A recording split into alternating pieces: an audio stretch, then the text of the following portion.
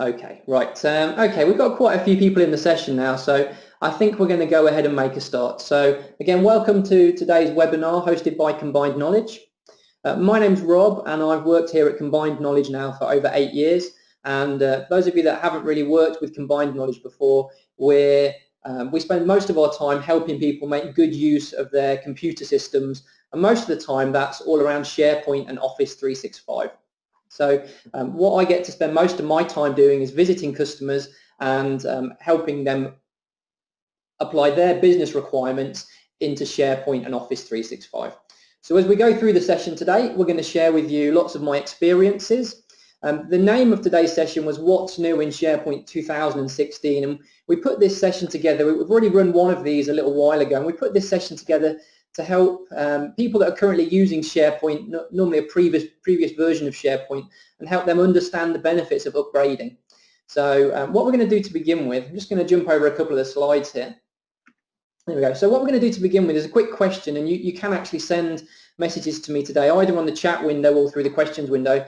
So the first question, just before we start the session, just to get an idea of the group that are here today, which version of SharePoint are people using at the moment? Okay, so just be nice to know, for those of you that are using SharePoint, which version of SharePoint are you using? So you can send that through on the questions window or the chat window. I can see both those in front of me. Let's have a quick look who we've got with us today. Okay, so straight away I can see a complete mixture of versions. So we've got probably a majority of people in the session today are on 2007.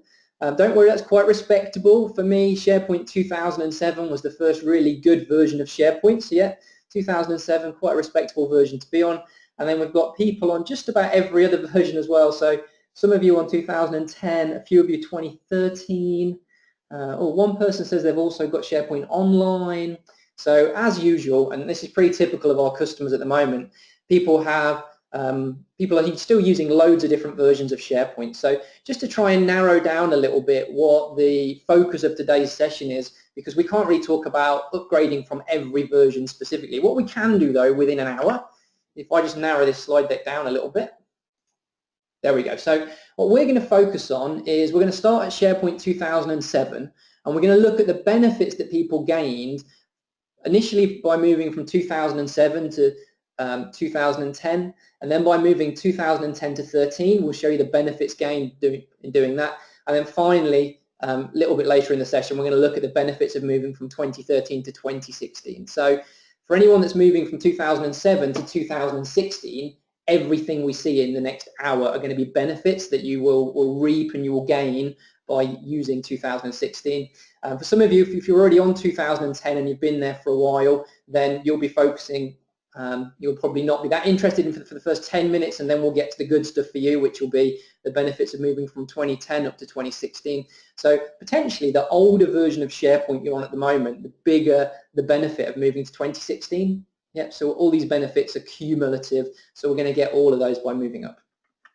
One thing that we are going to leave right until the end of the session here is a little chat about Office 365, because as well as the numbered versions of SharePoint on premises, the 2007, 2010, and so on, we also have Office 365, which is becoming ever more popular with a lot of our customers. So we're going to talk about that at the end of the session. Effectively, we could say that Office 365 or SharePoint Online is SharePoint 2016 version 2. So it's the very newest and the very latest. Okay, so if at the moment you're on SharePoint 2007, for example, and you're going to be moving to SharePoint Online, you will pretty much get all the benefits of moving to 2016 on premises plus a few extras as well. So just to confirm, the main focus is going from 2007 all the way up to 2016. So as you can appreciate, this is going to be a busy session. What I'm just going to do whilst I remember, I'm just going to set a little timer here that's going to beep at me in about 50 minutes time. The last time I did this session, we overran by about 15 minutes. So let me just take a second just to set a timer. And this is just going to beep at me so that as we get towards the end of the session, I'll try my best to get finished on time today. There we go. Right, that's going to beep at me in 50 minutes. We'll see. I'll set myself a bit of a challenge today to try and get finished on time for once. Okay, so the good stuff then. Anyone that's coming up from SharePoint 2007 and is going to be moving to SharePoint 2016, potentially you stand to gain 9 years of benefits. Yep, so there's going to be loads of functionality. Anyone that's moving from 2010 to 2016, we're going to get 6 years of benefits and so on. Also, towards the end of the session today, we'll look at some of the things that are going to be lost as well. So whenever we go to a newer version of SharePoint, we always gain lots of functionality, but sometimes Microsoft do what they describe as deprecating older functionality, which doesn't always mean they've removed it, but it means they advise us very strongly not to use it anymore. So we'll take a quick look at the end of the session at just a handful of things. There's not many of the things that you stand to lose by moving up to SharePoint 2016. Okay? So that's the general idea for today. I am going to keep the questions window open, so I'll keep an eye on the questions, but if any questions are, if we're getting too many questions or if they're a bit off topic, what I'll do is I'll come back to the questions at the end of the session. Okay, so that's pretty much the format. Because we've got loads of people in the session today, we're probably not going to do all the questions as we go along. Okay? So hopefully everyone's sitting comfortably, and we now have a pretty good idea of the topics that we're going to approach today. And we're going to start off with the olden times. We're going to go back to SharePoint 2007. So for those of you that are still in SharePoint 2007 at the moment, this is pretty much what we're used to. So here's an example just of a team site with a couple of document libraries, and it's looking you know, a little bit dated.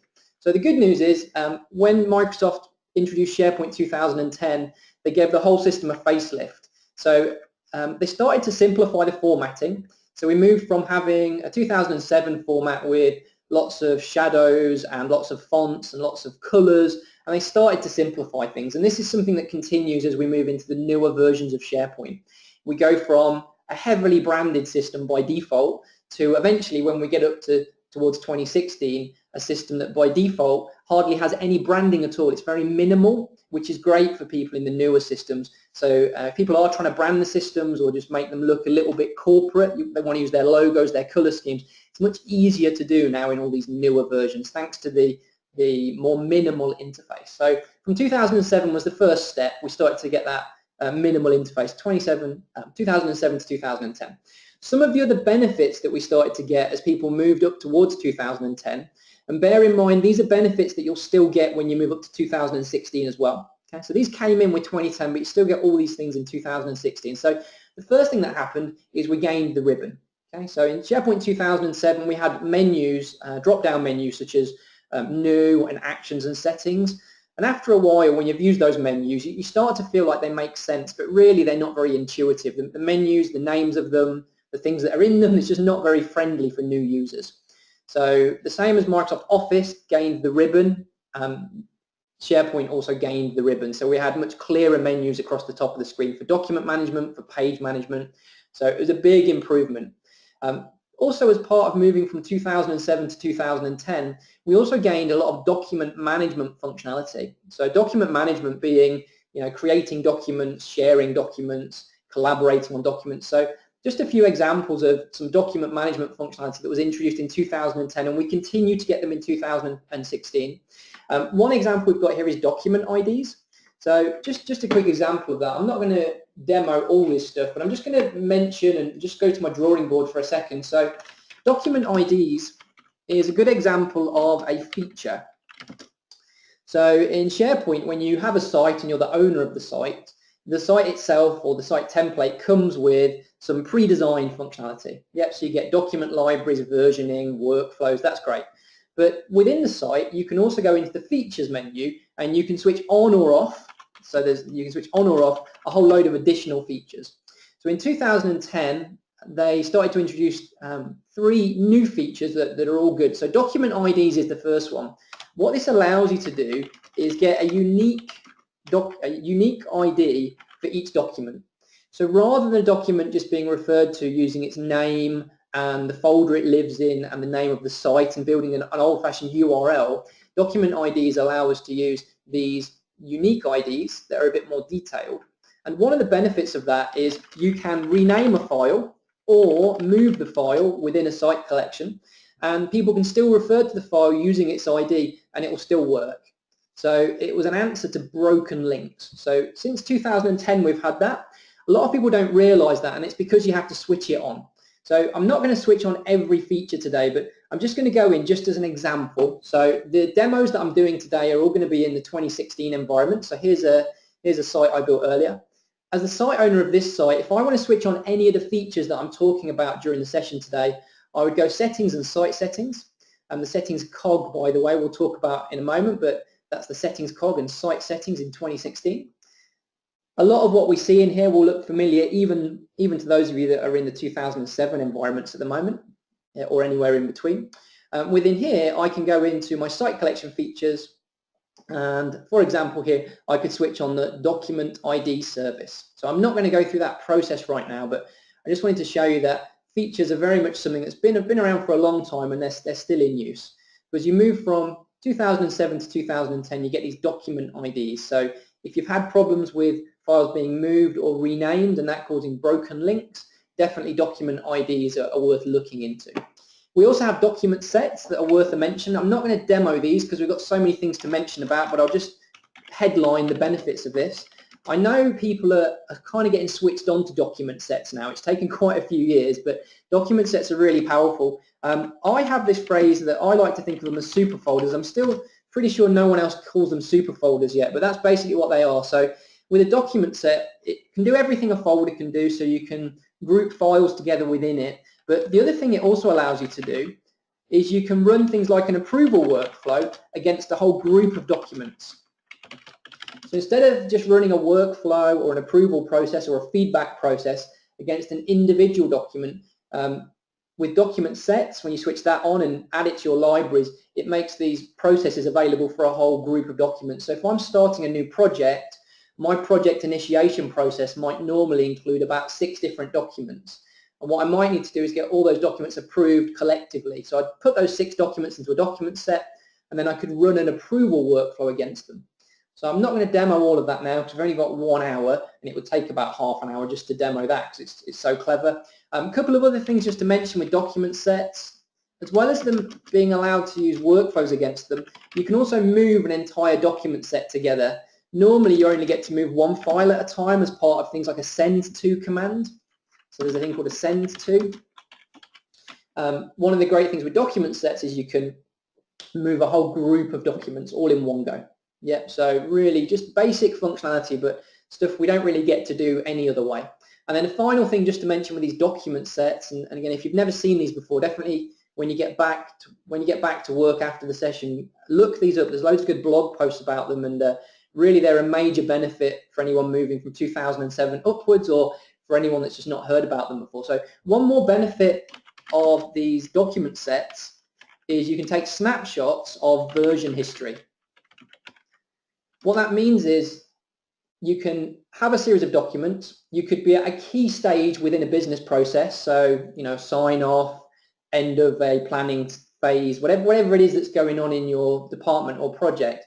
You can press a button and it makes a note then of the name of the files and also their version numbers at that time. And then later on in the process, you could take another snapshot, and later on in the process, you could take another snapshot. So then when you get to your review process at the end of that project or whatever it is you're working on, when you're going through the review, you can show people easily what the documents were that existed at each step in the process, and you can open them and show them what they looked like. So normally you could do that just with individual documents. This does it for groups of documents. So they're all things that you just could not do with a normal folder, but with a document set, it's all entirely possible. Yeah, so some really nice things. One other thing I'm going to mention just as a feature that came in with 2010, and again is still available in 2016, one other thing I'm going to mention there is that something called the content organizer. The content organizer.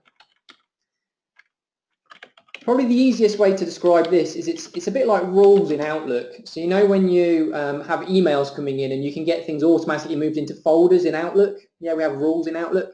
So it's the exact same thing, but for your site within SharePoint. So as people upload documents, rules can move those documents into other folders or other libraries or even to other sites or site collections. So if you upload something and the name of the file contains the word report, for example, it could then get automatically moved to a particular location. So these are all things that have been available since 2010, but a lot of people have never seen them or never heard about them because they're in the most part things that you have to switch on. Yeah, so most of the time they're switched off and you have to go and switch them on. Okay, a few other things that we get, improved search refinements. So improved search refinements, no, I didn't have a picture of that. So when you do a search, over on the left-hand side of the screen, we get an improved experience. So on the left-hand side of the screen, It offers us things like file types, the name of the author of the files, when they were created. So search was getting better all the time as we moved forward in each version of SharePoint. So we'll revisit that again later on, but one of the benefits is that search was improving. Something that's more significant for that probably in this version is Microsoft introduced managed metadata. So this continues to work pretty much exactly the same way in 2016, but it was introduced in 2010. So this managed metadata, probably one of the single biggest updates to SharePoint in 2010 from 2007. If you've not heard of it or if you've not seen it, what it allows us to do is centrally define terms. So we describe them as terms. So let's say that at the farm level, so across all of your site collections, you need to define the departments in your company, the office locations in your company, the names of the products and services within your company, the names of job titles within your company. So there's a whole load of lists of things, simple lists of text and numbers, and you need to define them centrally. Rather than putting them into an Excel spreadsheet or a network drive or somewhere kind of unofficial, managed metadata gives us a central location where we can define all of these things, and then we can use that data for use within columns across our entire environment. So rather than building columns just within a gallery, within one site or site collection, we can define the data for our columns and therefore for our tagging and search at this farm level. So I'm not going to demo that right now because it actually hasn't really changed much over the years, but in 2010 was when managed metadata was introduced. So again, if you've never seen that before, you're definitely going to want to dig into that a bit more later on. So it's a centrally defined terms across your entire farm. We will come back to that a bit later on, but we've got so many of these headings to mention that I'm not going to spend too much longer on that. We also have in-place records management.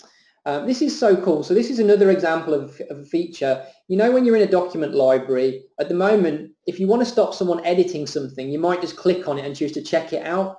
And checking things out is kind of a crude way of stopping people working on things. And normally the intention is you'll check things back in, but sometimes if you have a document and you really don't want anyone else to work on it, you just check it out and you just keep it checked out. So that can really annoy people, and it's not really what checkout's designed to do. You're meant to check things out for a period of time whilst you update them and then check things back in. So Microsoft in 2010 introduced this in-place records management. So yet again, it's another feature. We can see in 2010 it was kind of the year of the features, and this in-place records management, what it does is in the library, in your document library, it adds a button into your ribbon. I don't have it in mine at the moment, but I'll show you where it would be. So if I head up to the Files tab, it adds an extra button in kind of around here somewhere. It's kind of would be grouped in here. You get an extra button around here and it'd be a padlock. And what it would allow you to do is select a document and then click the padlock. And what that would do is declare that particular document as a record. The main thing that would mean is by default you cannot delete it and you cannot edit it. So rather than just checking things out and thinking, well, I've protected that file now, everything's good, declaring things as a record is a more official way and a more thorough way of actually locking something. It can also behind the scenes then trigger other processes. So you could say, when I've declared something as a record, 2 days after that, move it to somewhere else, and you do that with a policy. So records could hook into policies to help you with your document management. Okay, so in-place records management, before we had that, the only way you could really make something a record was to move it to a special record center site. So you'd have to take something that you didn't really want to move and move it to a whole different site just to protect it. So in-place records management, for a lot of companies that we work with, they love that idea that they could mark something as a record, and that means that no one can edit it, no one can delete it, but it's still visible in the location where it was created. Another way, by the way, that you could tell something's a record is it changes the icons. You can see here I've got kind of different icons, but if something was a record, it would have a little gold padlock icon just in the corner of it. Okay. So again, we could do half an hour demo just on in-place records management, but definitely if you're in kind of a compliance space and you're trying to work out what you're dealing with, records and being compliant, definitely look at the record center site, and definitely also look at in-place records management. So that was kind of a document management idea. We also, in 2010, got loads of social components. So One of the best ones that we got in 2010 was we got blogs for the first time. So individuals and departments or committees could create blogs. A blog post, just the same as on the internet, is a way of sharing opinions, sharing knowledge, demonstrating your knowledge and expertise to other people, as well as sharing that knowledge, but also to be recognized for the knowledge you have. So just the same as people blog on the internet for fame and fortune and to be helpful within your business, you can now use blogs. There's a slight change to that in the very newest version of the system. We'll have a look at that later on, but the basic idea was introduced in 2010. So as individuals, you can blog using the blog site template, and also as a department or a committee, you can blog. Yeah, so they're quite nice functionality. They're quite basic, but that's the idea of good social. They're easy to use. They're easy for people to like and respond to using comments. So they're just really nice blogs, the same sort of thing you'd expect to find on the internet. A couple of other little things that we get just before we move on to the next version of SharePoint. Something else we get that was really long overdue was something called calendar overlays. So we still have that in 2016, but it was introduced as part of 2010. So just as a quick example, if I'm here in SharePoint 2016 and I go and make myself a calendar, the way I do that in 2016, I go settings and I go add an app. So we have some slight changes of menus here. What used to be a site actions menu that was over on the left for a while has pushed to the right. It's become a settings cog, and now we have this add an app. Okay, so if I go add an app, this is where my lists and libraries are. What I want to do very briefly is just create a calendar, just to talk for a few seconds about calendar overlays. So if I have a look in here, let's just call this sales meetings, and let's be more specific. Let's say it's for next year, sales meetings 2017. So I've created myself a calendar, so nothing special there. What I want to show you though is this calendar overlay button. So the idea is that within this site, I could have lots of different calendars. Yeah, so I could have 3, 4, or 5, maybe more of these calendars. And normally the calendars are just separate. Yeah, they could just be they could appear down the left and all be separate. With the calendar overlay button, it gives me the ability to overlay the calendars. So the same as when you're in Outlook, and if you've ever viewed someone else's calendar, your calendar appears in one color and their calendar appears in another calendar. Sorry, let's try again. Their calendar appears in another color. You know what I mean? So the way it works in here is when you're in the first calendar, you have to have already built another calendar, so it has to exist already. Then you go calendar overlay, and you do what's called new calendar. The wording I think is a bit confusing, but the idea is good. If you go new calendar, what it allows you to do then is browse, select SharePoint, type in the name that you want your calendar to be referred to as, and then browse for another calendar here. So if I had another calendar down here, I could select it. I don't have another one at the minute. I could choose a color, and then all it would do is it would overlay that calendar on the top of the first one. So whenever someone comes in and they look at the first calendar, they would see the second calendar also overlaid. Okay, so very much like looking at other people's calendars. So that was introduced again in 2010. We still have it in 2016. Pretty much everything that was introduced in 2010 and 2013, we also will get in 2016. So these are cumulative benefits, not just if you're moving from 2007 to 2010. You're going to get these benefits if you go from 2007 all the way up to 16 as well. So again, there wasn't that much kind of noise about these things when they were introduced, but actually they're really unique pieces of functionality, and it'd be very difficult to do all these things in any other way. So that's what I like about pretty much all these things on this list here. They're all quite unique, and if I didn't know about these and I was trying to build this functionality myself, it will be very difficult to do it. So knowing that all this stuff exists is really nice in terms of my functionality. The final thing that we've got, just to mention on here briefly, is wiki pages. So back in SharePoint 2007, most of the pages that we used to work with were web part pages. So most things were web part pages. One of the problems with web part pages is that you couldn't just press to edit a web part page and start typing.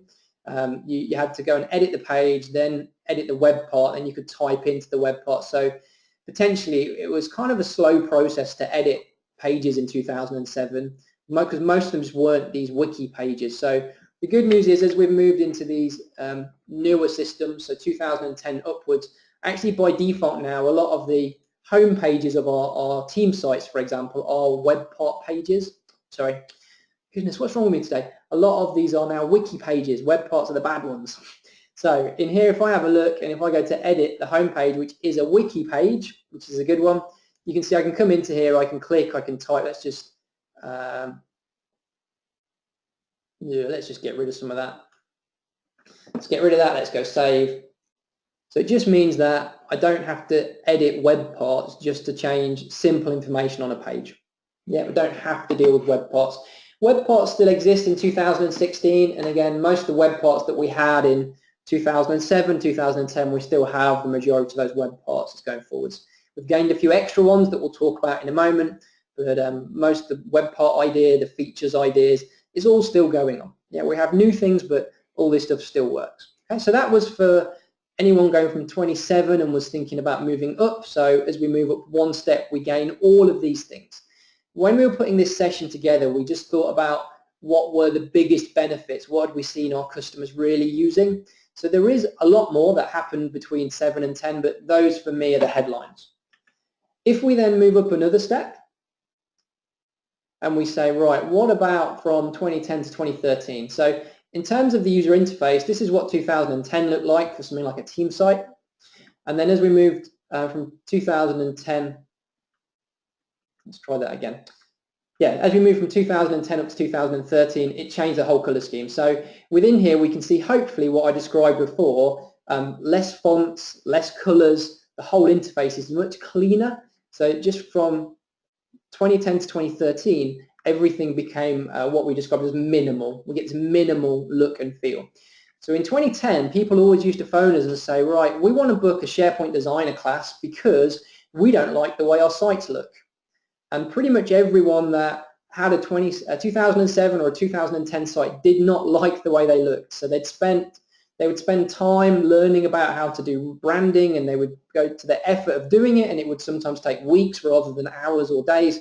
And as soon as we moved to 2013, people stopped saying that. So we found a lot less people cared about SharePoint Designer and branding. And actually they said, well, maybe I don't love the look of it by default, but it's not offensive anymore. Yeah, they found they could change their site logo, the color scheme without doing any programming. You know, we didn't need to program so much to customize things, didn't even need to look at style sheets. And that was a major benefit straight away. Some other things that we gained as part of that facelift. So behind the scenes, a lot of stuff still worked the same. We still had document libraries, we still have wiki pages, but actually there's a few things that were really good improvements. One thing is, as we moved up towards 2013, we started to get to drag and drop. So down in kind of 2007 and 2010, moving documents was really, really frustrating, especially if you wanted to move a document from one library to another or from a library into a subfolder of a library. We used to have to open up the Explorer view all the time. Yeah, so it was painful, it was slow, and in a lot of ways people used to say in 2007 and 2010, I preferred to use the old style network drives because they're quicker, I can drag, and actually it was really hard to argue with that. So 2007, 2010, the basics like drag and drop, we just could not do them, or we could do them but only if we opened up special windows that we didn't have most of the time. So as we move forward towards 2013, Microsoft dealt with some of these basic problems. So let's have a quick look. I know this is not new news for a lot of you, but those of you that are 2007, 2010 might still be frustrated by lack of drag and drop. So let's have a look. Some of the things I can drag and drop in here. First of all, if I've got a document library and I've got a load of files on my desktop, I can just grab something and drag it straight in. No questions. If it's a new file, it drags straight in. And grab it, drag it in. Yeah, simple as that. So it doesn't look exciting, but if you're coming from 2007, that's like magic. You're like, wow, that's the best thing ever.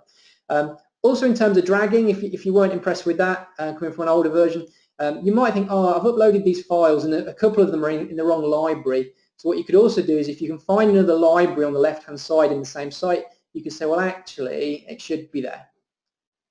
And it's going to have a think about it and then move. There we go. And again, if there's another one, that should be over there. And just for good measure, just for those of you that are still lovers of folders, we're trying not to use many folders, but if we do have a folder, and I know folders are still useful, so don't boo me, I know folders are still useful, but we try not to have too many nowadays. trying to use metadata and search and other things instead of folders. But you can see if I have folders, it now is usable. Yeah. So a lot of the arguments that users had when they were first using things and they said, this is just not as good as a network drive, hopefully a lot of those arguments are removed. As soon as people get to 2013 and 2016, we get a much better experience. Yeah. So it takes away some of the negative things. Even if they're not positive, it just removes the negatives. Something else that we also start to get to drag when we get into these newer versions, another quick one with this, things like navigation. Yeah, so one of the things that was really annoying in the previous versions is when you've got your navigation down the left-hand side and you want to rearrange things, you'd be looking on the left thinking, I want to rearrange this. Then you would have to go settings, site settings, and underneath look and feel, you'd have to go into your navigation settings in here. Yep, so it was completely removed from what you actually wanted to do. So the good news is in the newer versions now, I can go edit links and I can just move things. And again, it's just a small thing, but it actually just removes some of the frustrations. So if you've got someone that's a site owner and they're just saying, well, how do I rearrange all this? It's dead simple now.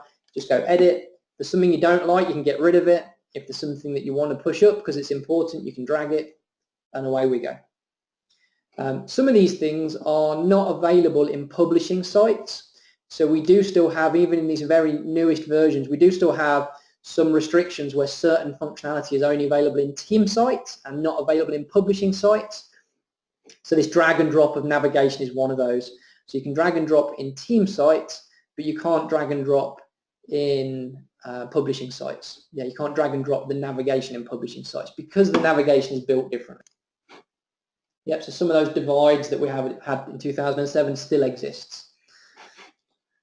Okay, so we have a little bit more on that. So we've done drag and drop. So just to confirm, I'm not going to do all these. So we can drag and drop menus. We can drag to upload, drag to download. Yeah, up from desktop, down from desktop. Okay, another little thing here which you're not going to like. So this is a negative one really. As part of the cleanup of the user interface, the navigation has been slightly simplified. Yeah, so in the older versions of SharePoint, you would always have a breadcrumb trail, and it would always tell you exactly where you are. Even if you were like six folders deep within a library, it would tell you the folder above you and the folder above that and the folder above that. Now what happens is you get a slightly simplified experience. So if I come down into here and I go into my folder, you see the little breadcrumb trail here? You see it tells me the name of the library I'm in and then the name of the folder I'm in. If I was another folder down, let's just do this briefly. If I go another folder down, so let's have a 2017 folder, and if I go into that, what we'll see is the breadcrumb trail doesn't tell me anymore the name of the library I'm in, so it tells me the current location and one level above me. And the idea is that that'll always be short. So, okay, I can't tell exactly where I am, but I can click on the level above me to go up there, and then I can click on the level above me to go up there again. So although the breadcrumb trail is no longer a big path showing me exactly where I am at all times, the breadcrumb trail does still allow me to navigate back up by clicking one level at a time. That was partly Microsoft making things work better on touchscreen devices and smaller mobile devices. So that for me as a desktop user, it's a little bit of a negative. I can't see the whole trail anymore, but I can kind of see why they've simplified it for these touchscreen devices. Whilst we're on that, the other thing that's gone in this version upwards is the Navigate Up. Navigate Up used to be a yellow and green arrow that was around about here. It was kind of on the screen all the time. What Navigate Up used to do was show you not just the file and folder you're in at the moment, but also the site and the parent site above you. So you could actually navigate up to the top of your site collection and maybe even higher than that if you'd configured a portal link. So in here, Navigate Up pretty much is useless now. When you are navigated down into a folder, you could go in and you could click Navigate Up once, and that moves you one level up. Yeah, and then you could go and click Navigate Up again once more if you're still a level down. So the Navigate Up, although it still exists, is pretty much useless now. Okay, so the breadcrumb trail has been made minimal or optimized for touchscreen, which means for those of us with a mouse and a desktop, it's not quite as good as it used to be. So all of that has come through into the 2016 environment as well. So that's where I was demoing from, but this all occurred as part of 2013. A couple of other things to mention for this move up here to 2013. Probably maybe the single biggest change to 2013 was the search. So there used to be a separate search system called FAST. There used to be a system called FAST Search. At this point, Microsoft had purchased this FAST Search system and integrated it with SharePoint. So when you buy SharePoint from 2013 onwards, you get really good search, not just a basic search, but really good. The sort of thing you started to get was image previews. So when you do a search, you'd see a preview of the image right there in the search results. Other things we'd get, now I'm just going to mention some of these, and we can demo one or two, but very briefly, we get things like call-out windows. So when you've done a search and you hover over an item, it tells you about it. So you see a window appear with more details, rather than it just being the name of a file and you've got to open it to find out more. The call-out window gives you a bit more information before you click. We also had introduced this continuous crawl.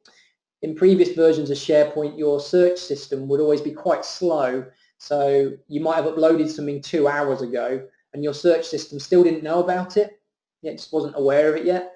So assuming your administrators switch it on, from 2013 upwards, you can have this continuous crawl, and it means that when you upload a file, it's going to get detected very, very quickly. So it shouldn't be hours anymore before it's detected. It should hopefully be, down into the minutes. Yep. So that's a bit of a change. Some people on the 2007 system are probably used to finding new content every day, so you have to wait overnight for the search to work. So still the same search idea, but everything's just speeded up, and it's optimized so that the server can still handle with it. As part of this, we have now promoted results, what used to be called best bets.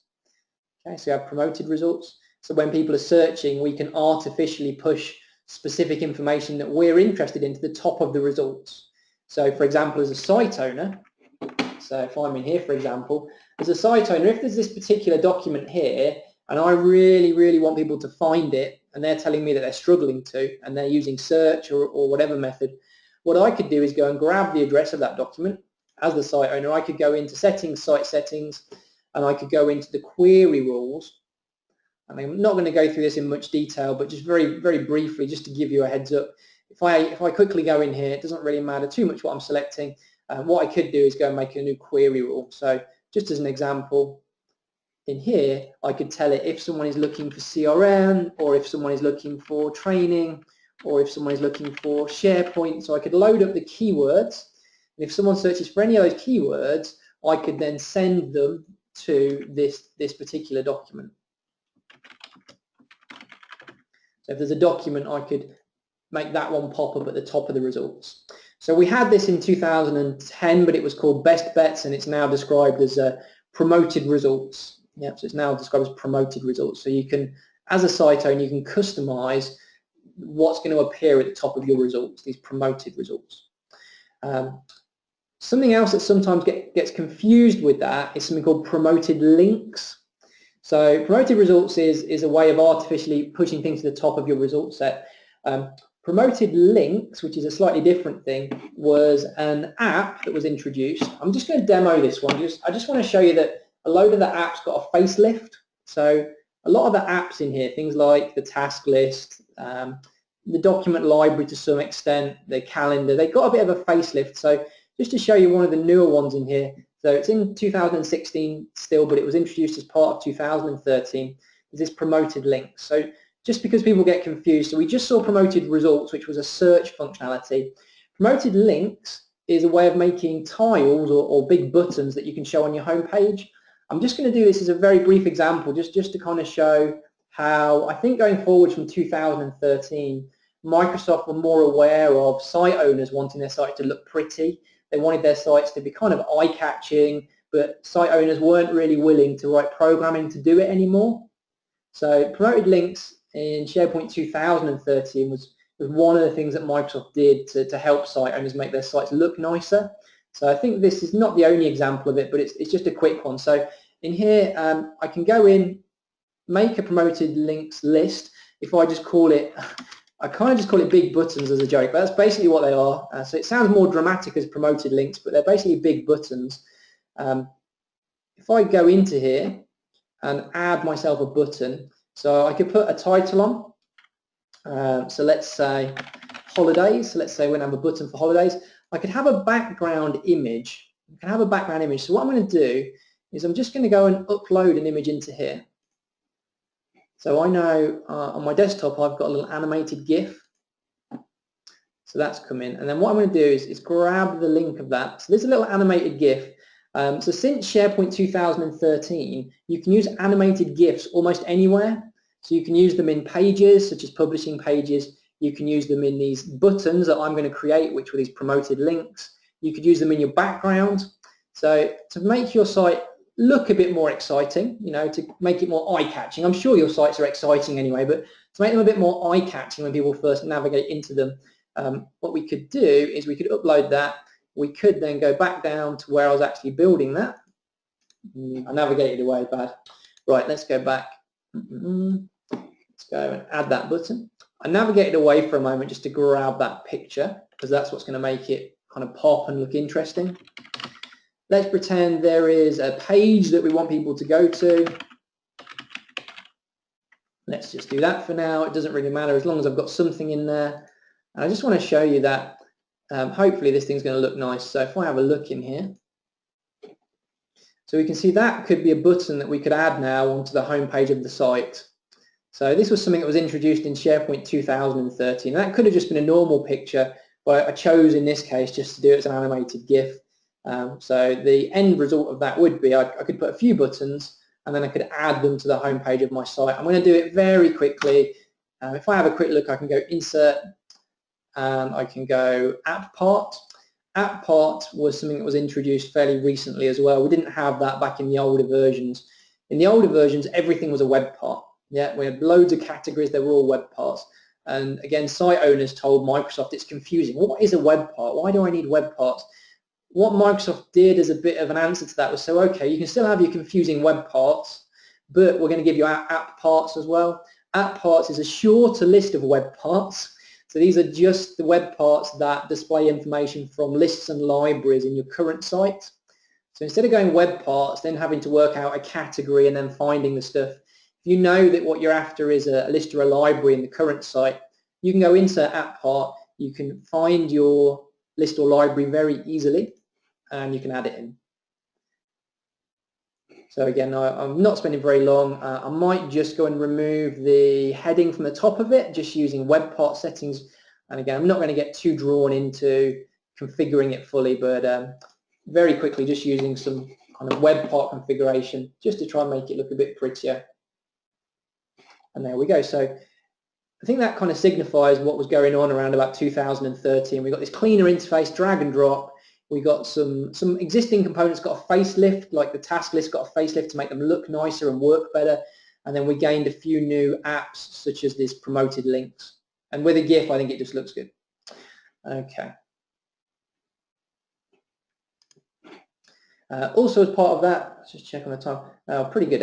Also as part of that, we had search web parts. So we've not really got time to demo those right now, but the search web parts are components that can be added to your page, just like those components that I just added there, those tiles that I put in. So the search web part is the newer version of what used to be the content query web part. So if you've used the content query web part before to roll up information, to summarize a list of documents from across your site collection, the search web part does the same thing, but it can go across the entire farm. So if you've got 20 site collections and you want to show your 10 newest expense claims, you can now use the search web part. Okay? So that's available in 2016 as well. I'm not going to do too much more of this because I want to get straight onto the 2016 stuff now, but just having a quick look through here. No. So none of that really matters. We've mentioned most of those and we're going to do more of that later on, so that's all good. Site templates is a quick one. So Microsoft removed workspaces. So document workspaces, meeting workspaces got removed. Microsoft removed the blank site template, so you can no longer go new site blank. You can still go new site team site, new site publishing site, new site blog, but the blank one is gone. Team site is now the closest thing to a blank site. And as it says, a simplified team site. So when you have a team site, it basically just has a document library by default. It has no calendar, no task list, which is still the same as we moved to 2016. One of the changes to security that's worth mentioning is that in a team site, members got promoted when we moved to the new version. So what I mean by that is in a team site, members used to get the contribute role, whereas now they get the edit role. And the edit role will let them do things like building calendars and creating document libraries. So if you have a team site that you create in 2013 or 2016, by default, members can do a lot more than they used to be able to. Yeah, you can change it back. You can go to your permission levels and your SharePoint groups, and you can select members, and you can say, don't let them edit, instead let them contribute, but it's something you would need to manually go and do. Okay. Right, the other bits that are on there we're going to come to later. We've mentioned the animated GIFs. Brief mention of social, because I want to get onto this next slide really. So brief mention of social. As we move to SharePoint 2013, remember in 2010 we gained blogs. In 2013 we gained news feeds and community sites. Really both good. They both still work exactly the same in 2016. A newsfeed, let me show you one of them in 2016 if you've not really got on board with those yet. Newsfeed means here on the home page of my team site, I get this box. Yeah. So this box is just like a Facebook wall or a Twitter feed. Yeah, same sort of idea. People can announce things in here. People can share links. People can share opinions, ask questions. All things that maybe previously would have happened in an email. So part of the push to do these things here instead of an email is that we can involve more people. So I could share something with my whole team, even if they're not based in the same office as me. If we all go to this same homepage each day, we'll potentially trip over this news feed. We'll just accidentally see it there as we're doing our day-to-day work, and we might choose to join in.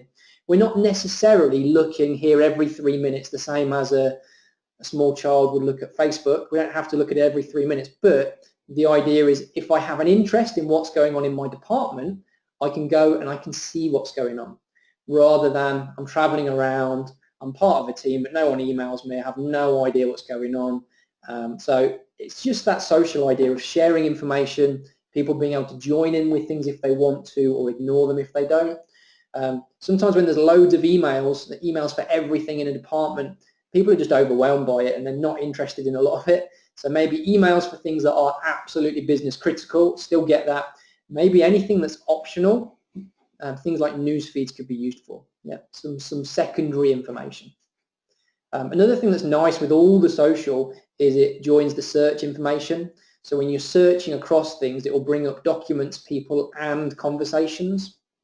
Also introduced in 2013, just before we jump into the 2016, is community sites. So this is where you have a forum, you have reputation scores where people get points based on the number of questions they've answered and the number of questions they've liked or asked. So just like a forum online, we have a little scoreboard, we can see who's really involved in it. And again, all of those things are still available in 2016 and have not changed. So then finally, we get to the last major version we're interested in today. So remember, if you're upgrading from 2007 to 2016, you're going to get all the stuff we just mentioned, plus we get this next set as well. So as we move from 2013 to 2016, you might think that I forgot to put in a 2016 screenshot, because look, if I go 2013, 2016, you might think, hang on a minute, Rob, every other one was massively different. It looks like Microsoft have not done very much. Well, the good news is Microsoft have done quite a lot, but some of it's quite subtle. So if I just highlight this in a bit more detail, so some of the things that have happened on a site, some of them are minor, but I'll just mention the ones that we've pointed out here. So the first thing that happens is if we're in SharePoint 2016, we now get, for the first time in SharePoint, what's called the App Launcher. The App Launcher is the official name, but a lot of people call it the waffle.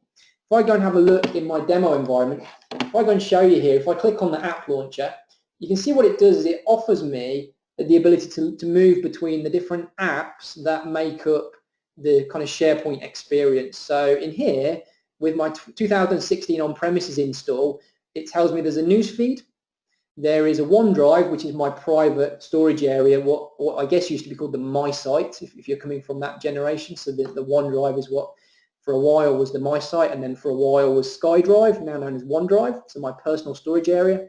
And then we have sites, which is where the SharePoint sites are, such as the sales site that I've been demoing from. So we have this, this experience here. So we'll come back to that in a moment. So that was the first thing that we've got. A little thing that we have is that the recycle bin's always available in the quick launch. Rather than it being something that you had to go to the site settings menu to get to, the recycle bin is something that people are still kind of logging support calls for. They couldn't find it because they weren't going into the site settings page and going through that way. So things like the recycle bin that are just basics but really important have been kind of prioritized and by default are now going to show within things like the quick launch. We have the site settings cog. So again, if you're coming from 2007, you're not going to be used to that at all. The site settings cog, just to mention, so the site settings cog up here is the newer equivalent of what used to be the old site actions menu. So as a site owner, if you want to change almost anything from security through to creating a new app, you're going to go into the settings cog, so normally called site settings or the settings cog. And from there, you can get into all the main things that you might expect. This whole menu actually is slightly shorter than it used to be. So in some of the older versions of SharePoint, there would be a link in here to create a document library, which is not there anymore. There used to be a link in there to create a subsite, which is not there anymore. So all they've done is just tried to clean the menu up a little bit. So hopefully everything that you could do in the older versions is still here somewhere. It might just not be on this short list. So if I want to make a document library, I need to go to add an app. And I'll find the document libraries in there. Yeah, so it's not far away, but it's just not on the main menu anymore. Same as if I want to create a subsite, it's not on the list, but if I go to site contents, and in this version I scroll right to the bottom and the new subsites are down there. Yep. So they've rearranged some of these menus, and I think it's just some of the things that were kind of duplicates and some of the things that they don't want to encourage us to do are just dropped out of the menu. So not that different, but just catches you out when you first go in there and you're thinking, well, where's that gone? The other thing they've done in this version is this settings cog. They've taken this and they've moved it over to the left a bit. The settings cog used to sit kind of right under here somewhere, which was confusing because it was underneath the Internet Explorer settings cog. So people were clicking the wrong one because they both have the same icon. So they've moved it away from there, I think, to try and separate them. So that's my Internet Explorer settings, which is nothing to do with SharePoint. And there's my SharePoint site settings, which is probably the one I'm after. We've also gained improvements to the share button. So the share button was introduced in 2013, but it's been changed slightly in here. So let's take a quick look. For those of you that are not used to this, share is a wonderful shortcut for security. And I used to be very nervous about this at first, but actually this share button is really good. So previously, if you were a site owner, so again, like back in 2007, 2010, for example, and you wanted to share a site, you'd need to go into your site settings page. You would have needed to go into people and groups, and you'd need to select the group and then add someone in here. So it didn't take very long, but that was definitely kind of insider knowledge. It wasn't obvious. Now, if you're sat in a meeting and you want to share a site with someone, you could go share. You could type in that person's name. It confirms who they are. You could choose what level of access you want to give them. And this is using the proper SharePoint groups. So this is using owners, members, visitors. So I could add someone as a member and I could share. Okay. So that's cool. So if I'm a site owner, that worked the same in 2013 as well. So as a site owner, I could share something. They get an email. They've now got access. They're in the groups and everything's great. Something that's changed a little bit now is in 2013, so in the 2013 version, if a member of a site hit the share button, so if a member of the site hit the share button and they actually went in and they typed in someone else that they want to make a member and they shared it, what used to happen if they were a member is that would become a share request. Yeah, and what that meant was the site owner would hopefully receive an email or they would go into their site settings and underneath here within the users and groups window there would be an extra link tucked away in here. I've not got it right now because I'm not logged on with the right permission, but if we were in here in 2013 we'd have an extra link in the middle here and it would be for your share requests, and if a member tried to share something I'd come into here and I'd either approve or reject it. So a member could initiate the share and then a site owner would actually confirm it. Yeah. What's changed now is actually in some of these sites, if a member goes in and shares something, it could be approved straight away. Yeah. So a member could come in and they could share something by default. So if they go share, they could actually type in a name and that could be allowed to go through straight away. So that's my timer saying that we're coming towards the last 10 minutes. So that's slightly different. So I still think the share is a good thing. The configuration for the share, by the way, is a site level thing. So if I go to site settings and if I go into site permissions and if I go and have a look up here in the access request settings, so here, look, allow members to share this site and individual files and folders. Allow members to invite others to the site members group, sales members. This setting must be enabled to let members share this site. So this is allowing them to share potentially without things being approved. So that's definitely the sort of thing that you want to test and practice and try out your different configurations before you go live with that. So typically or traditionally we have been used to site owners really being in control of the security. Microsoft now is starting to move towards letting members of a site have a bit more control over it. For those of you that have been using sharing, for those of you that have been using sharing already, there we go. For those of you that have been sharing in 2013, another slight difference is you also get the share window when you're sharing folders. So let me go back for a second. If I go back to here and let's see if it'll do it for me. If I go to make a new folder, you can see it gives me the invite people straight away. So from here, when I'm making a folder, I can then share it. Yep, so I can create a folder and invite specific people to it. I'm a little bit more nervous about sharing folders and individual documents because that still makes unique permissions. So my position at the moment is I'm quite happy for people to share the site because that uses proper groups and is manageable. I'm still not very keen for people to share individual documents or folders because that still makes unique security or breaks inheritance, if you want to describe it that way. So sharing the site for me is good. Sharing individual documents, the same as always, is generally frowned upon. It technically works, but it's a pain in the backside to manage going forwards. If someone says, who has access to your site? And you've shared 100 folders with all different people, it's going to be a long conversation to explain to them who has access to what. So sometimes you need to do it, but ideally we're going to try and avoid that. So just as we come into the last, I'm going to overrun slightly. I was going to try not to, but I'm going to overrun slightly. So just as we come into the last 5 to 10 minutes, a few other things just to mention, just to go back to the slide so we're not missing anything. Within the app launcher, we also have gained the pin option. So if I jump back to here, you know this app launcher, when I'm in a site that I'm interested in, I can follow that site. Yep. Then when I go up into the app launcher and go to the sites menu, what I get in here is a list of all the sites that I've followed. Yep. So Microsoft don't give me a complete directory of all the sites. I can follow the ones that I care about. What I'm then able to do is if there's one that's really, really useful, I can pin it to the top. And all that does is just moves it up to the top of that window. So following is not new, but the pinning bit is new. So before it would just list in the order you'd followed them and that would be it. So being able to pin them to the top is good.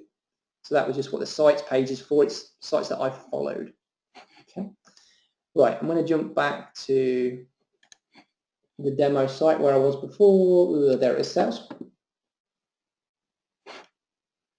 So a couple of other things to mention. So that's all there. Yep. By default now, document libraries have 500 major versions. It used to be 0 by default in a team site. By default now, document libraries are set to 500 major versions. Fantastic, about time. You can now use more special characters in your file names. So it used to be if you were uploading a file from a network drive into a SharePoint library, quite often it would beep at you and say, no, this file can't be uploaded. And often it would just be that the file name had an ampersand in it. More often than not, that's what it would be. Yep. So the good news now is, as we're in SharePoint 2016, it now supports more special characters. So the ampersand in particular will no longer stop you uploading a file. Fantastic news. We've got some keyboard shortcuts, which I think I had an example of here. Let's just jump. Yeah, so like Alt and N for a new file, Alt and U for upload, Alt and Y for synchronize. If you've got a file selected, you can go Alt and M to bring up the manage window, or which is just the same as right-clicking, or you can go Alt and S. I'm going to do one example of that. So Alt and M was the manage window. Because we've not mentioned that, if I go and have a look. So if I'm here and I go Alt M, it brings up that menu. Probably what's more interesting is I can also right-click. So a lot of us from the older versions of SharePoint are not used to being able to right-click. But whenever you do training and people are new to SharePoint, one of the first things they'll realize is right-click doesn't work, and they find that really annoying. So finally, we have good right-click that works pretty much everywhere now, but especially in document library. So I can right-click delete, right-click copy, right-click version history. So yes, you can do Alt and M. That's a bit rubbish, isn't it? But you can right-click as well, which is great news. Small things, but these are things for me that we see with end users. They notice within the first few hours of using it, and they find it really hard to overcome not being able to right-click, not being able to drag. In previous versions, these were some of the main complaints. So it's maybe hard for you guys to get excited about it, but we see people happy with this all the time. Image and video previews in document libraries, just as it sounds. If I'm in a document library which actually has pictures in, or bad examples, you might have to take my word for it at the moment because I've not got one in there and we've run out of time already. If I was in a document library with pictures in, when I click on the three dots, I'd get a preview. I don't have one right there, and there's more important things to show you. By default now, Microsoft support files of up to 10 gigabytes. So instead of 2 gigabytes, which was one of the older systems, we can now go 10 gigabytes. Yeah, so it's still not a good idea, but individual files could be very large. So if you're a design company using CAD files, and your main reason for not moving to SharePoint was the file size limits, potentially now you could use SharePoint. Yeah, so you don't have to store big files somewhere else. We have a very brief mention of OneDrive. I know we're slightly overrunning already, so apologies for that. So a very brief mention of OneDrive. So as an individual, instead of a My Site and instead of a SkyDrive, we now get a OneDrive. It's the same idea as before. It's a place where I can work on things and no one else sees them. Within here, I can share files, so I can give specific people access to them. But what was mentioned in that slide there was the site folders. So site folders is basically all the sites that I've followed. It gives me shortcuts to get directly into the libraries that they contain. So mine's not set up properly at the minute, but when I was in a site and I click the follow button at the top right, this is actually listing out all those. At the moment, if I click on one, let's just try it. I don't think it's going to work because mine's not set up properly yet. So mine doesn't have anything really to see yet, but what it would be is just another shortcut to get me through to the files that I use on a regular basis. So I could search for files, I could go into the sites page to get to sites and files, I could be in the OneDrive and go site folders and get to files. So it provides me one of 6 or 7 different ways now of getting the files that I use on a regular basis. So this is not quite the same as Delve, which is what you get online, but this is kind of a nod towards that, showing me things that are shared with me, things that I followed, and so on. So it's not quite Delve, which is the online version of that, which is much smarter, but it's kind of like a basic version of that. So Microsoft are keen to give people different ways to get to their files. So just as we're running out of time, I'm going to make these the last couple of demos for the 2016 environment, and then I'll just do a couple of minutes of demos for the Office 365, just for anyone that's interested in that, just to show some of the additional things there. So a couple of other big things that were introduced as part of 2016. We gained 2 special types of sites that we could work with. One of them is a compliance policy center. So for those of you that have worked with content types, for a long time now, we've had something called a content type hub, and it's been used to synchronize standardized documents and other objects throughout a series of site collections. Yeah. So we've never had any hubs really for anything else other than content types. The closest thing we had, I guess, was managed metadata. So what we have now is this policy center, and it acts as a hub where we can synchronize and reuse. So we can synchronize and reuse our policies. So one of the policies we can create now and we could apply to a series of site collections is what I might describe as an auto-delete policy. So you might say there's all these site collections, any files that are stored in there that are not modified for over 5 years, I want them to be deleted automatically. Okay?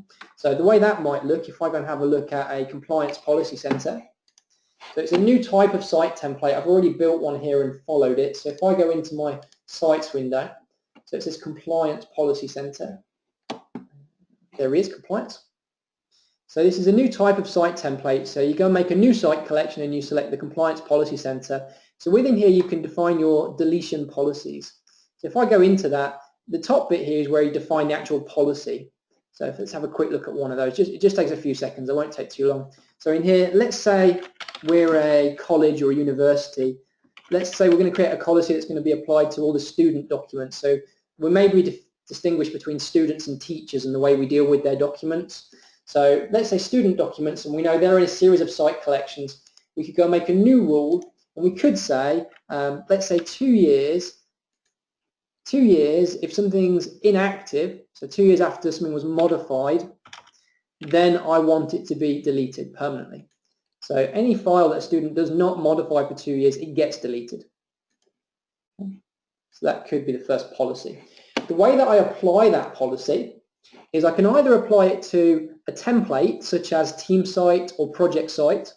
So I could go in and say all team sites use the student document policy. Yeah, so bear in mind that's pretty dangerous. That could be farm wide.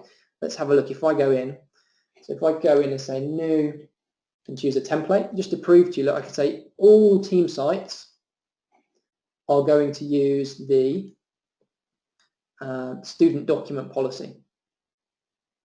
And I could mark it as mandatory, which basically forces it to happen. That means the site owner can't override it. So that's going to force it to happen. So that's quite scary. So I've now said in any team site in my entire environment, the longest that a document can remain there and be not modified for is X amount of years. And as soon as it hits that point in time, it's going to delete it. Yeah, so we've got policy at the farm level. We can also do it per site collection, which is probably a bit less scary. Let me get rid of it from all templates, because that's scary stuff. Even that scares even me. So let me get rid of the policy from the template, and let me go back up a level. So what makes probably more sense and is less scary is I can apply the policy to a specific site collection. So I know I can say I have this sales site collection. So it's a much smaller area. It's not all the team sites. It's just this one sales site collection. I can select that, and I can say I want to apply the student document policy to it. So in that way, I can have different site collections that I've assigned to different uses, and then I can more carefully apply the policy. So what's great for me is I don't have to use policy at a folder level or a content type level, which was kind of what I had to do before. So I don't get quite the same policy as I have at the other levels, but for deleting things, which is the main one, or either permanently delete or pushing things to the recycle bin, I can apply this policy now across the entire farm. Yep, so this was this special type of site, which was this Compliance Policy Center. Okay. The other thing this does, and I know we're nearly 10 minutes over now, so again, I'll make this the last demo and I'll just mention 365. The other thing this does, which is really cool, is we can set up data loss prevention policies. So rather than just saying delete stuff, this is a whole different idea. So the data loss prevention policy, I've got an example that's here already, is the idea that, if I go into it, potentially within the business, we have sensitive information. We have maybe credit card details, passport numbers, national insurance numbers, anything you can think of that could be abused or misused, driving license numbers and birth dates. We have all this sensitive information. What we could do with this data loss prevention policy is we could go in, so let's go in and have a look. We could go in and say, I want a new policy to identify these documents and help us deal with them. So these are documents that probably perhaps shouldn't be stored in SharePoint. Yeah, they're very, very sensitive documents. So what I could do in here is I could create what I'm going to call UK Policy 1. And this one's going to be looking out for UK financial documents. Behind the scenes, Microsoft have developed criteria that defines the sensitive information. So credit card numbers, debit card numbers, SWIFT codes. So depending on which of these I select, there's different algorithms, effectively different queries, really, that the algorithms, I guess, will be suitable for now. And it's going to look for these items. What happens to begin with is it's going to look through for 8-digit numbers, 7-digit numbers, and so on. And it's going to look for documents that are loaded with more than 9 of these sensitive details. So more than 9 credit card numbers, more than 9 national insurance numbers. I don't think 9 is an appropriate number. I'm going to say 1 credit card number is too many. Tell me about those, and we want to keep an eye on them. So I'm going to say I'm looking for financial data. Any document that has 1 bit of sensitive information in, tell me about. The default was 9. I guess if you're in a massive business, you have to choose which battles you're going to fight. The 9 would suggest if there's something that's got loads of credit card numbers in, I need to know about it. But if there's just 1 or 2, that's normal. So I'm going to bring that down to 1. And again, maybe if you run yours at 1 and you find that like every document in your whole business flags up, you then might have to choose a bigger number. But for me, there's not many sensitive information bits, so I'm going to go 1. I could put in an email address here, so I could say alex@combine.com. So this person's going to get emailed when someone saves content that conflicts with this. So assuming we don't want that content to be stored in here, this will help us kind of deal with this. We could block it, so effectively we could set it up so that it's going to inform us when it happens, and we could block that as well. When that's set up, we can then choose where that applies to again. So the same as how we did for our deletion policy, same sort of idea. In here I can go through and I could set this up for my site collection. So in here, I could go in and say I've got a sales site collection, and I wish to assign to that the UK policy one, which was the one I just built. Behind the scenes, there's then 3 different timer jobs that all have to kick into play. So it doesn't just happen straight away, but behind the scenes, the 3 different timer jobs all get going. Eventually, when they've done their thing, some of them run every 10 minutes, and I think there's one of them that runs once a day. So it could take a while for it to actually kick in. But as soon as it does kick in, if I then go and have a look in my sales site, I've got one here that I had pre-created, so let's hope that it's actually behaving. If I go and have a look in my sales site where we started, what we'll find is, in my documents library, you can see here, look, this one has been picked up as not being compliant. So again, potentially at some point soon, I'll get an email telling me, as the manager of all this, that there's these documents that are not compliant. Yeah. As a user, when I come in and I'm looking around, it tells me this item conflicts, and there could be a description in there, and we could actually decide, what to allow people to do. Potentially, this also could have been automatically hidden. The reason I'm seeing it at the moment, I think, is because I'm the site owner, but potentially these documents could be flagged, we could be emailed about them. The final step in that process is we also have one other type of site that's really nice, which is an e-discovery site. If I go into sites and just to show you the sort of final talking point on that one, as well as flagging these things up in the site, I can also run a query for them. So if I build myself an e-discovery center, which is another site template, I can do one of these data loss prevention queries. So I have a couple that I've ran already, but just to show you, I build a new query. I tell it that I'm querying for UK data, and again, how sensitive I am. For me, one credit card number is one credit card number too many. And what I'm able to do then is run a query against that. So it seems to be a bit of a bug in this. If I go in and choose select source and then go SharePoint and then search again, it seems to work. But the first time I run it, it never does. So there's a weird bug in there. So I don't know if you find the same as me, but I have to go in and just select a source and then it starts working. So what it's done here is it's found these documents, and these are ones that I put example credit card numbers in. So it's done pretty well. I think these were in 2, where are these? Yeah, these were in 2 different locations. One of them was in my OneDrive, and the other one was in a sales site. So it's found these 2. Again, they didn't appear straight away. It took the system a while for its 3 different timer jobs to kick in. So if you build these queries in these sites and they don't work straight away, I would give it 24 hours and then come back to it before you start deciding it's definitely not working. So that's pretty cool. You could export that data. It will grab a copy of those files, put them into a folder somewhere for you. You could then review them and then go back and action them. So there's some really nice things there. So the good news was, in 2016, we got all the benefits of upgrading through all the previous versions. So cumulatively, we got loads of benefits, as we've seen in the last hour and 10 minutes. We are going to lose a few things. So when you're moving to 2016, there is no longer a foundation edition. So we do not have the kind of entry-level version of SharePoint anymore. There's no foundation edition, or WSS as you used to know it. You can, however, still have a single server install. So if you're doing testing or development, you can still have a single server install. But typically, because we don't have foundation edition, then normally single server is not recommended anymore. Some of the really old stuff is gone, so tags and notes, not managed metadata and not column tagging, but the old tags and notes that we used to have normally at the top of a page or in a ribbon in a library. There used to be a tags and notes button. Most people didn't even notice it was there, but that's gone now. Excel services is no longer bundled as part of SharePoint. Yep, so Excel services, which is for previewing, for example, Excel spreadsheets in the browser, that's no longer part of SharePoint. That's now a separate product. Yep, so it used to be bundled as part of the SharePoint Enterprise. You still can't use Edge. So remember ages ago, Microsoft brought out the amazing Edge browser. That's still not supported properly or has limited support. So you should still be using the newest version of Internet Explorer and not Edge. Yep. In the last couple of months, just to finish off the conversation, in the last couple of months, Microsoft have updated Office 365. So if we'd done this session, I don't know, about 2 months ago, we pretty much would have said what you get in SharePoint 2016 in terms of document management and records. It's pretty much the same story in SharePoint Online. Over the last 2 months, Microsoft have gone crazy applying updates.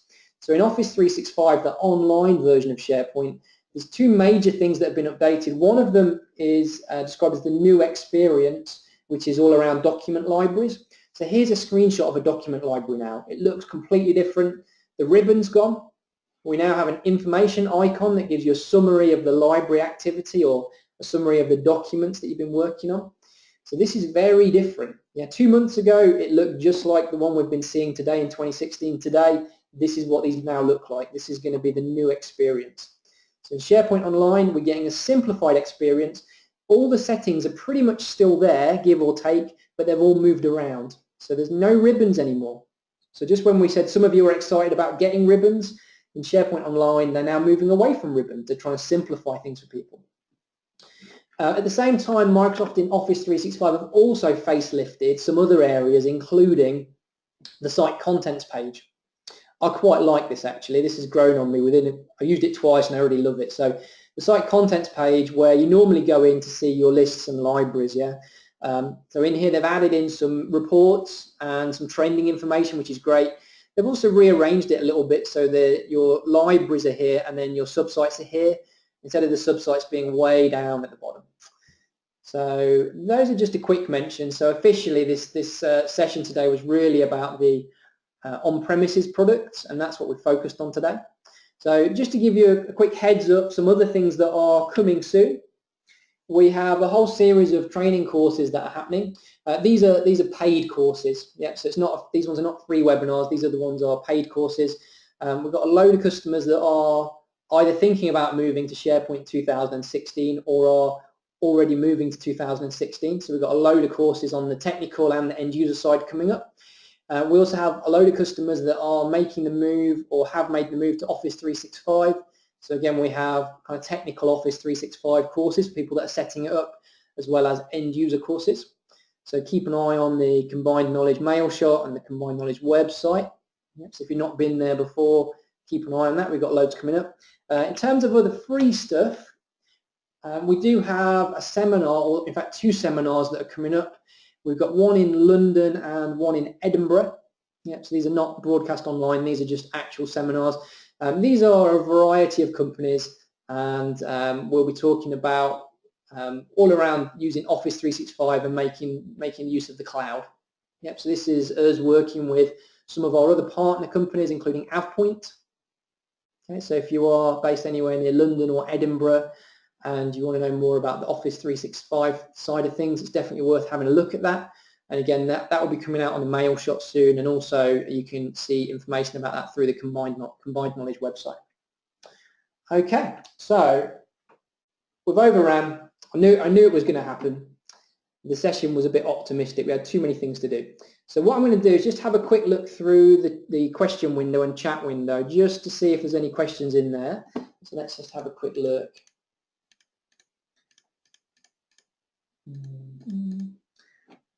Okay, just having a quick look through. There are quite a few questions, so I think, just having a quick look through, I think pretty much all the questions that are in there we have answered as we've gone through. Yep. And again, just to confirm, all the benefits that we saw as we went up and up and up, all of those benefits you'll get in SharePoint 2016. So yeah, everything that we said was in 2010 and 2013, you're going to get all those benefits in 2016 as well. Yep. So if you're going to jump from 2007 to 2016, you're going to get access to all of those things that we just saw. Yeah, massive, massive leap. Yeah, really, really great. One of the things that you probably noticed is that some of the things were a bit hidden away. So remember to keep an eye on your features was one thing, and also even things you've seen or tried before. So even things you've seen or tried before, make sure you try them again when you get into 2016, because some of them still have the same names or are accessed in the same way, but they now support keyboard shortcuts, right clicks, things that we've kind of had ingrained into us didn't work in the old systems, and now in the new one they do. So definitely it's a case of trying everything again, even if you've done it in the old systems. Perfect. Excellent. So yeah, thanks for joining us today. Hopefully it was useful. Yeah, hopefully it was useful. What I'll do is I'll put my email address up as well. So there's not many other questions coming at the end, but just in case anyone wants to keep in touch with me, you can get me on rob@combined-knowledge.com. Yeah. Yeah, so you can get me on rob@combined-knowledge.com. That's the best way of getting hold of me, because I'm always out and about visiting customers, so my phone's no good. It's pretty much always on silent, but the email I pretty much always get. Excellent. So keep an eye out for up and coming webinars, and hopefully I might well see you on one of the training courses or over at one of the SharePoint conferences. Excellent. Thanks for joining us.